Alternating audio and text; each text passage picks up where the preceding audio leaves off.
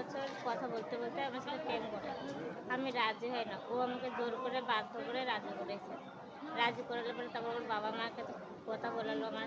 ওর বাবা-মাকে সব বললাম, "দেখো আমি প্রতিবন্ধী, আমি কোনো কাজকর্ম করতে পারি না।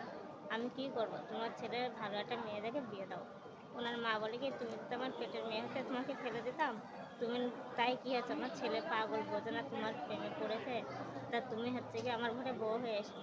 এরকম বললো বলে আমি একটা সাহস পেয়ে গেলাম। কিন্তু আমিও প্রেম করলাম। করতে, করতে ২ বছর আমার সাথে ভালো সম্পর্ক করলো। এই ৩ মাস ধরে আমার সাথে ব্যবহার খারাপ করছে।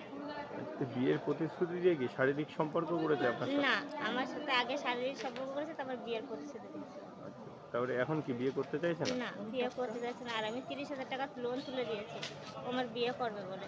এখন সেই টাকা নিয়ে আমি ফোন করেই যাই, আমার ফোন কেটে দেয়। আর যদি বা ফোন তোলে, ওর দিদি যদি আমার গাল খাওয়ায়। ওর দিদি গালাগালি দেয়। ওর ৪ টে দিদিই গালাগালি দেয়। আর হচ্ছে গিয়ে আমার ফোন তোলে না। আবার যতবার তোলে বলে, "এই ফোন করবি না। ফোন করলে তোর মা তা হ্যান ত্যান খিস্তি খামারি মারে। মা মাসি তুলে।" বাজে, বাজে ভাষা দেয়। তারপরে ওর দিদিরা গালাগালি দেয়। যে আরো আপনি আপনি কি চাইছেন? আমি চাই ওকে বিয়ে করতে। ও কিন্তু বিয়ে করবে না। ও যদি বিয়ে যদি না করবে, ওর ১২ বছর জেল হয়ে যাক। ওর নাম কি? ওর নাম বিষ্ণু দাস। বাড়ি কোথায়? হোন্নাথপুর। কোথায়? হোন্নাথপুর। কোন থানা এলাকা? ওদের বাগদা থানা। আচ্ছা, আচ্ছা। আপনি কি প্রতিবন্ধী? আমি ৩ বছর বয়স থেকে প্রতিবন্ধী।